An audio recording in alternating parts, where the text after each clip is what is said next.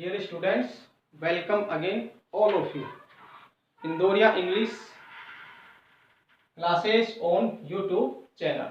As you know, we have read out already present tense with all parts, past tense with all parts.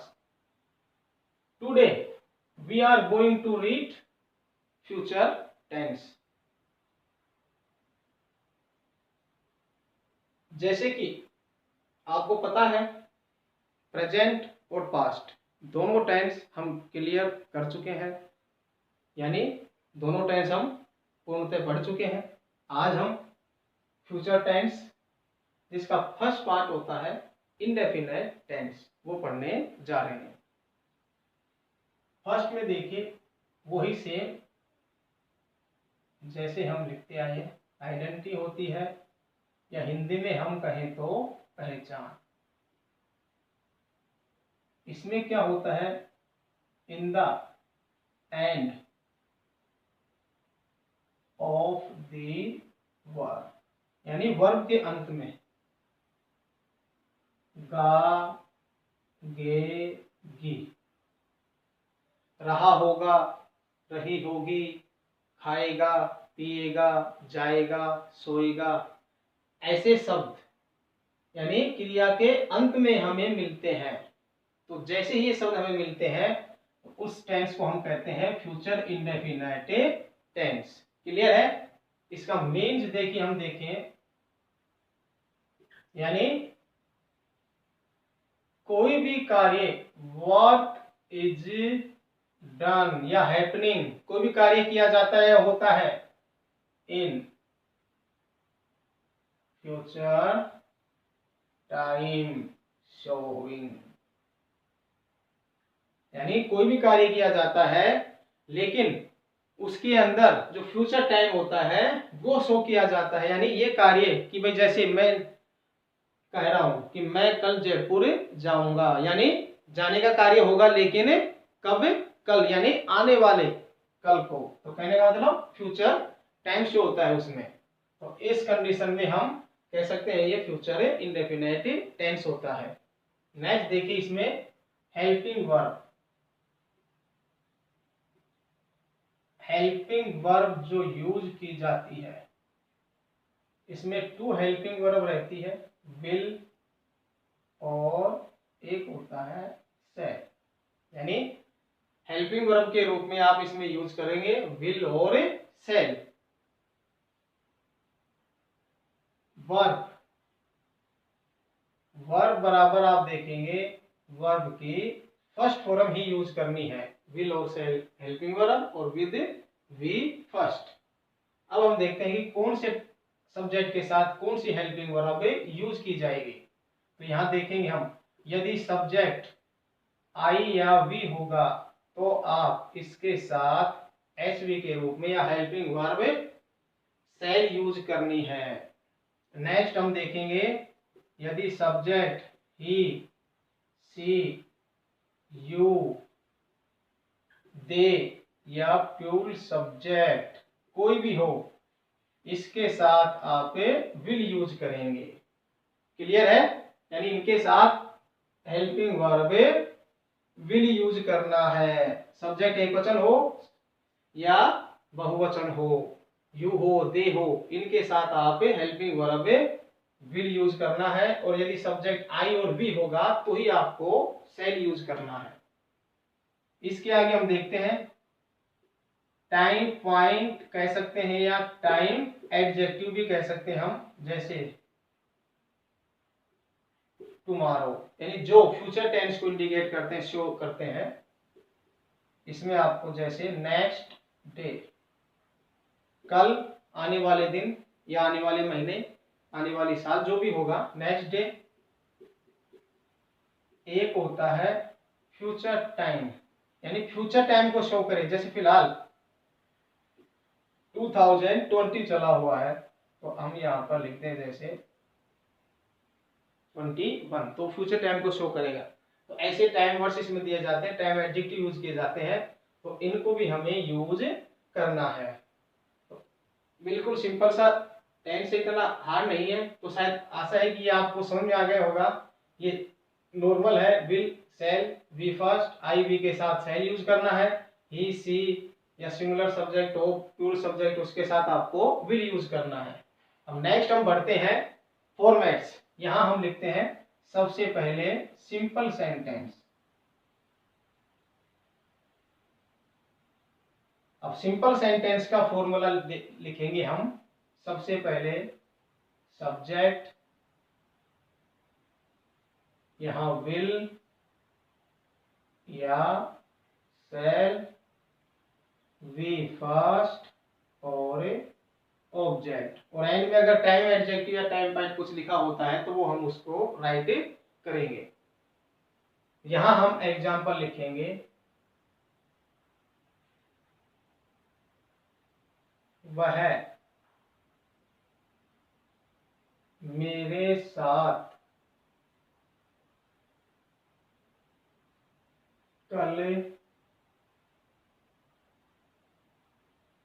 Jaipur जाएगा। वह मेरे साथ कल जयपुर जाएगा, या इसको हम ऐसे भी लिख सकते हैं, वह कल मेरे साथ जयपुर जाएगा। तो जैसे देखिए सिंपल सेंटेंस है, ये हमारे पास इसका फॉर्मेट है। अब इसको हम राइट करते हैं इंग्लिश में। उस फर्स्ट में सब्जेक्ट ही, जाएगा यानी जाना होता है, लेकिन हमें सबसे पहले हेल्पिंग वर्ब यूज करना है, विल और शैल। तो ही के साथ हम देखेंगे, हमने लिखा हुआ है सब्जेक्ट ही, सी, सिंगुलर या प्योर हो तो विल यूज करना है। तो यहाँ ही विल, जाना, गो टू जयपुर, मेरे साथ, सबसे फर्स्ट में देखिए वो ऐसे लिख दिया मैंने हिंदी में, आप लिखेंगे विद मी, और कल ये टाइम वर्ड है तो आप इसको यहाँ एंड में लिख सकते हैं टुमारो, यानी he will go to Jaipur with me tomorrow, वह कल मेरे साथ जयपुर जाएगा। क्लियर है। नेक्स्ट हम देखते हैं नेगेटिव सेंटेंस।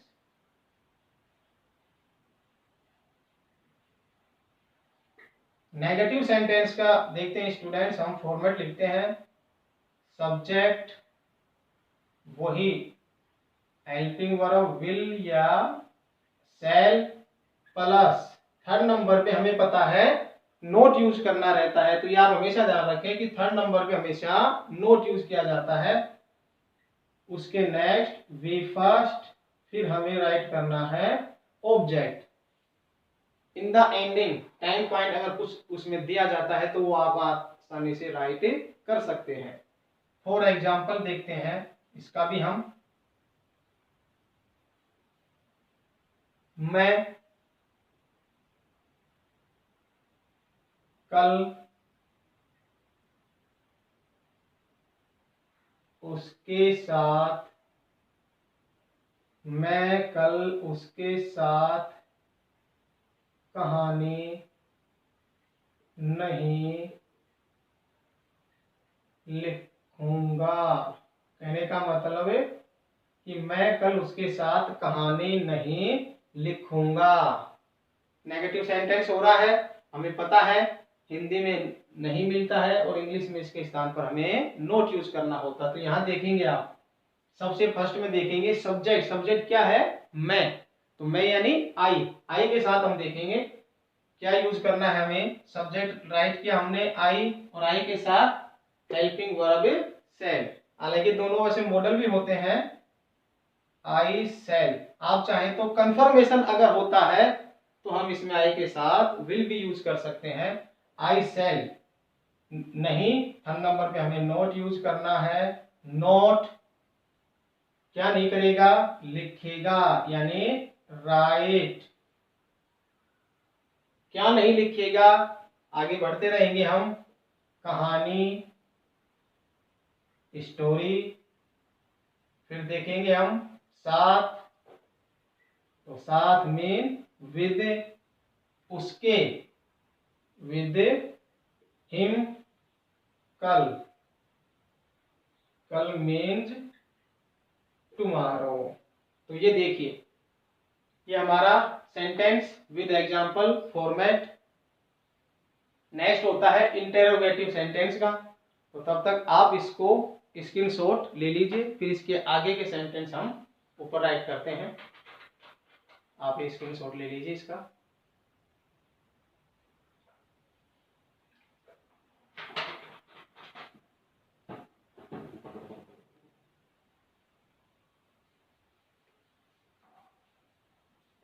नेक्स्ट देखते हैं विद्यार्थियों, इंटेरोगेटिव सेंटेंस।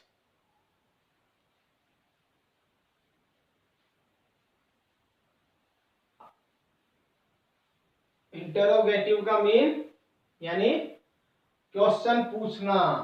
ये सेंटेंस हमेशा क्वेश्चन पूछेगा आपसे कि भाई ये कार्य किया गया या नहीं, आप तो हमें ये बताइए।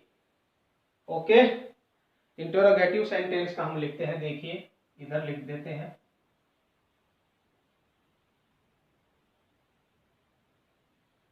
इंटेरोगेटिव सेंटेंस, इसका फॉर्मेट लिखते हैं। सबसे फर्स्ट में देखेंगे हम हेल्पिंग वर्ब के रूप में हमारे पास विल और शैल। इसके बाद आप राइट करोगे सब्जेक्ट, फिर हमें वी फर्स्ट राइट करना है, फिर हमें ऑब्जेक्ट और एंड में क्वेश्चन साइन। ये इसका फॉर्मेट हो गया। देखिए इंटेरोगेटिव सेंटेंस का विद एग्जांपल, एग्जांपल इसका भी हम लिखते हैं। क्या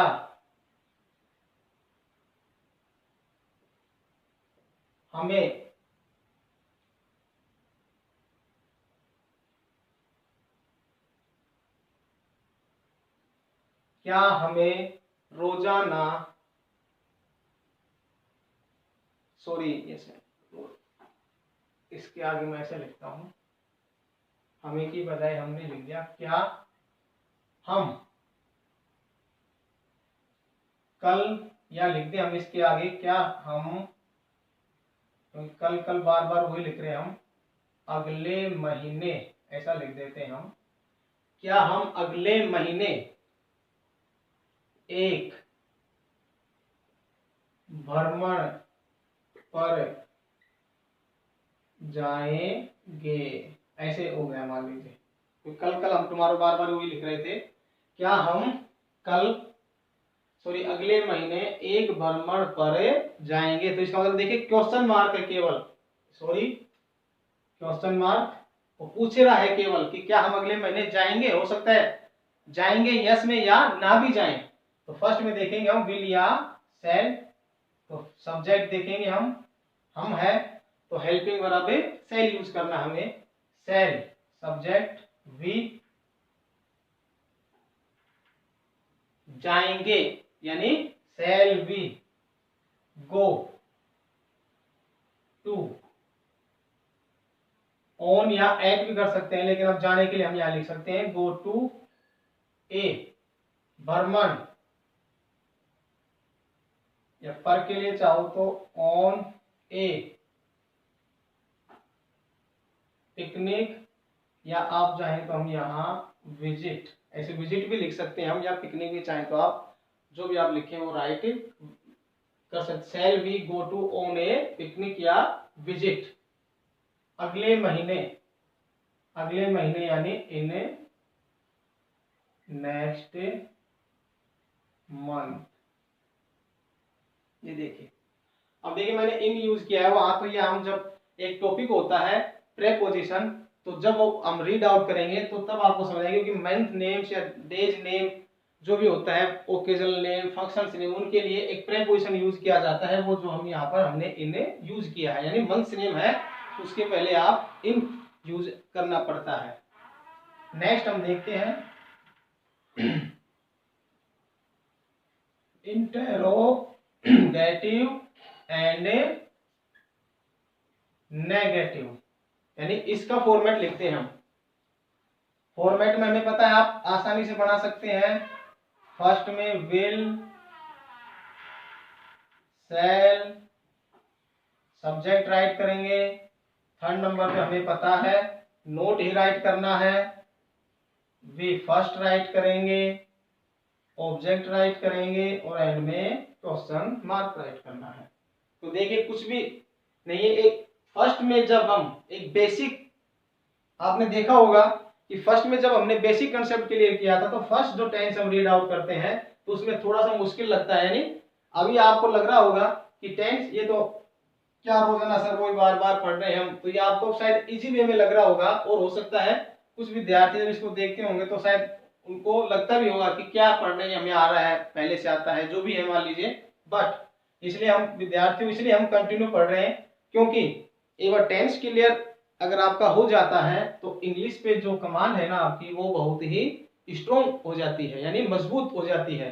तो इसलिए हम देखिए कंटिन्यू हम चाहते तो एक ही वीडियो के अंदर मैं आपको ये सारे टेंस पढ़ा सकता था। जैसे कि फर्स्ट में हमने एक चार्ट के अनुसार आपको शो भी किया था, हमने बताया भी था, तो उसी के अकॉर्डिंग हम कह सकते थे कि हमारा टेंस का जो टॉपिक है वो क्लियर हो गया है। बट आपको बिल्कुल भी हमने थ्योरिकल रूप से नहीं पढ़ाया है, यानी सब प्रैक्टिकली चाहते हैं हम कि आपको बिल्कुल उंगलियों पे टेंस याद हो जाए। तो आप देखिए हम एक वीडियोस के अंदर आपके लिए सिर्फ एक ही टेंस का विद एग्जांपल, विद फॉर्मेट और एक ही पार्ट हम आपको पढ़ा रहे हैं। तो इसके लिए हमारा उद्देश्य यही है कि वो प्रत्येक कंसेप्ट जो हम टेंस से रिलेटेड है वो निकट भविष्य में या आने वाले समय में कभी भी आप उसके बारे में कंफ्यूज में ना हो, यानी आपको बिल्कुल भी संशय ना हो कि वे टेंस क्या है और कैसे होगा। तो इसलिए देखिए हम विद्यार्थियों प्रत्येक टेंस का एक पार्ट एक वीडियो में हम आपको पढ़ा रहे हैं।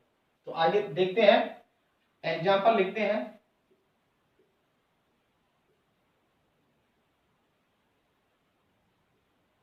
क्या वह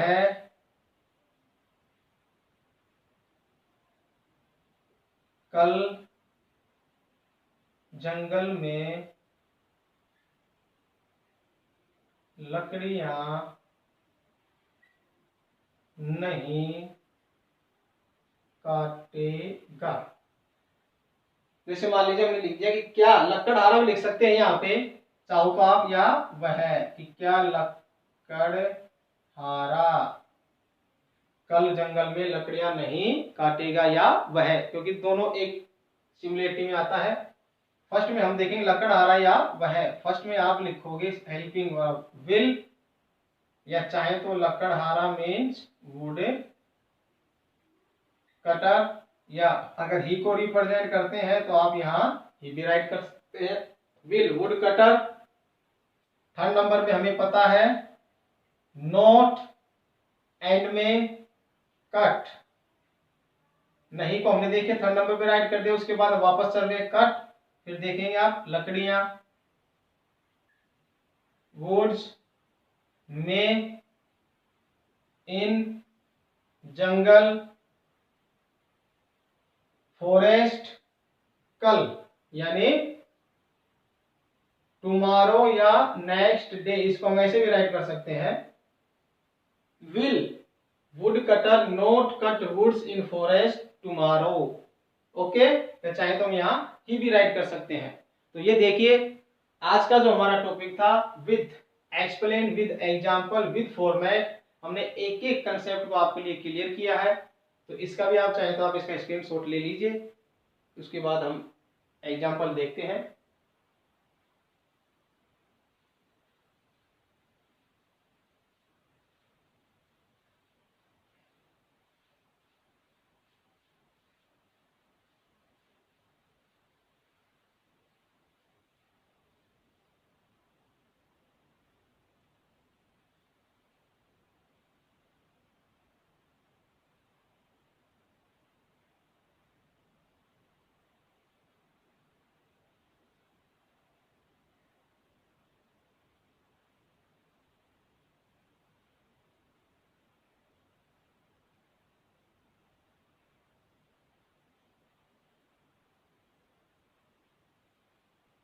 क्या तुम मुझे जान पाओगे? क्या तुम इंटरोगेटिव सेंटेंस है। विल यू, जान पाना यानी नो या जानना, will you know to me. Clear है? तो देखिए आगे एग्जांपल और लिखते हैं हम।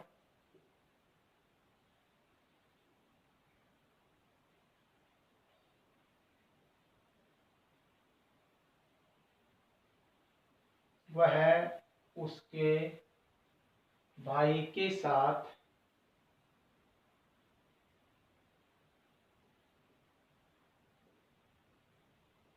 उसके छोटे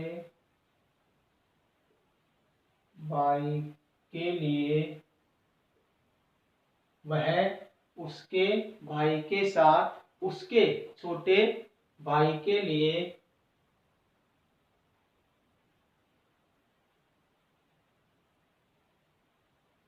सामान खरीदने बाजार जाएगा। जैसे मान लीजिए लिखा हमने कि वह उसके भाई के साथ उसके छोटे भाई के लिए सामान खरीदने बाजार जाएगा। फॉर्मेट देखिए सिंपल है। ही हेल्पिंग वर्ब आपको पता है, विल जाएगा, वापस चलना है हमें, ही विल गो, कहां जाएगा, यानी बाजार को बाजार भी लिख सकते हैं या मार्केट। ही गो, सॉरी आने जाने के लिए मैंने बताया था आपको, ही गो टू मार्केट बाय, सामान को देखेंगे,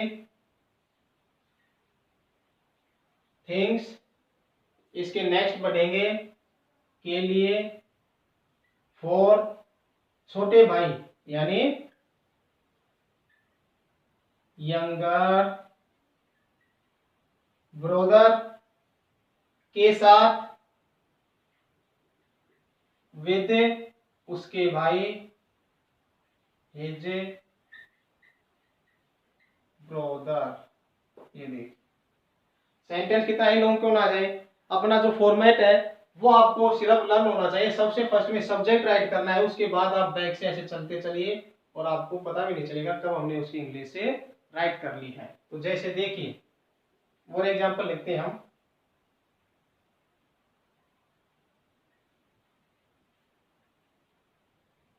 मुकेश अगले महीने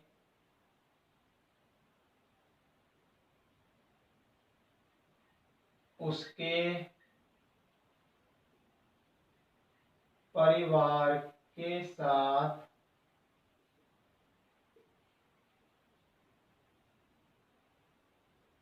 दीपावली मनाने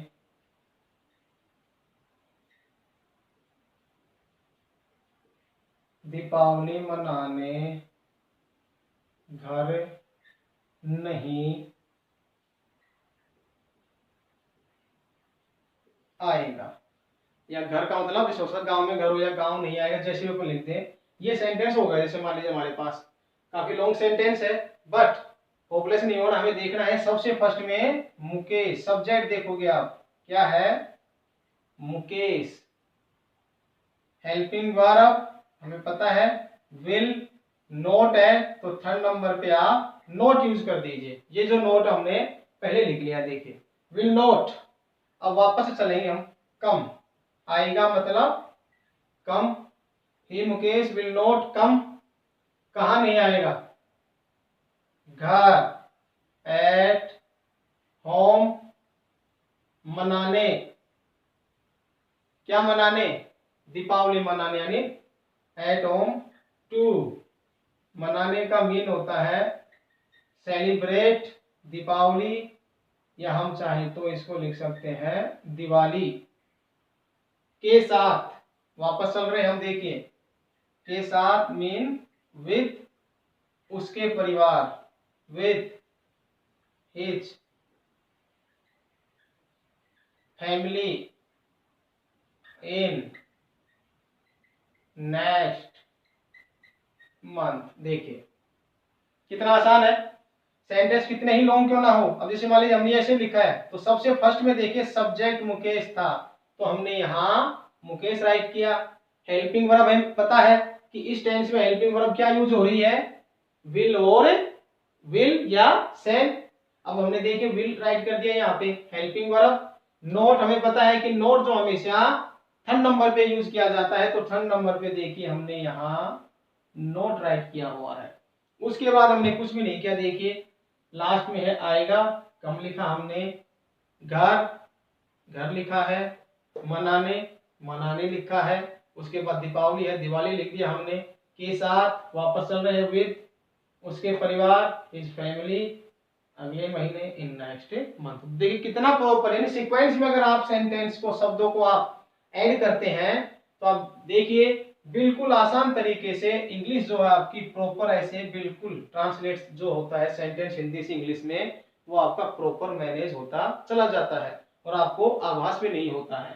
तो देखिए स्टूडेंट्स, ये हमारा आज का जो टेंस था ये क्लियर है, और मैंने शायद आपको देखिए छोटे और बड़े एग्जाम्पल भी समझाए हैं। बाकी जितना प्रैक्टिकल आप करेंगे उतना जल्दी आपको ये टेंस का जो कंसेप्ट होता है वो क्लियर होता है, क्योंकि हमें पता है प्रैक्टिकल बगैर अभ्यास के कोई भी कार्य ऐसा नहीं होता है कि जो हमें प्रॉपर रूप से समझ आ जाए। लेकिन मुझे लगता है कि आज देखिए छोटा ही टॉपिक था, बट हमने इसको पूरा टाइम देते हुए यानी एक एक सेंटेंस को समझाते हुए एक एक सेंटेंस का हमने फॉर्मेट लिखा है, आपको समझाया है बखूबी। और आशा है कि ये जो टेंस है या टेंस का जो हमारा कंसेप्ट चल रहा है वो आपको जब वीडियो आप देखते हैं तो ऐसा कंसेप्ट आपका क्लियर हो रहा होगा।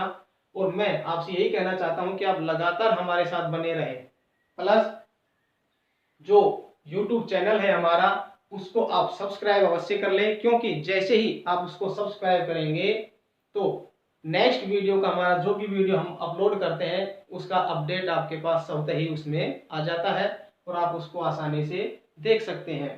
तो विद्यार्थियों, लगातार आप हमारे साथ बने रहें, क्योंकि स्टेप बाय स्टेप अगर हम चलते रहेंगे तो मंजिल अवश्य हमें मिलनी है। ऐसा नहीं है कि हम मेहनत कर रहे हैं तो उसका हमें फल नहीं मिलेगा, क्योंकि हम मेहनत कर रहे हैं, लगन से कर रहे हैं, इच्छा शक्ति के साथ कर रहे हैं, तो अवश्य हमें उसका परिणाम सुखद ही मिलेगा।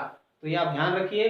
इसलिए हम देखिए एक ही दिन में एक वीडियो के अंदर हम सिर्फ एक ही टेंस को पढ़ा रहे हैं, उसके 4 सेंटेंस पढ़ाते हैं, उसके एग्जाम्पल्स देते हैं आपको, प्लस में फिर आपको एक्सरसाइज भी दी जाती है अभ्यास के लिए।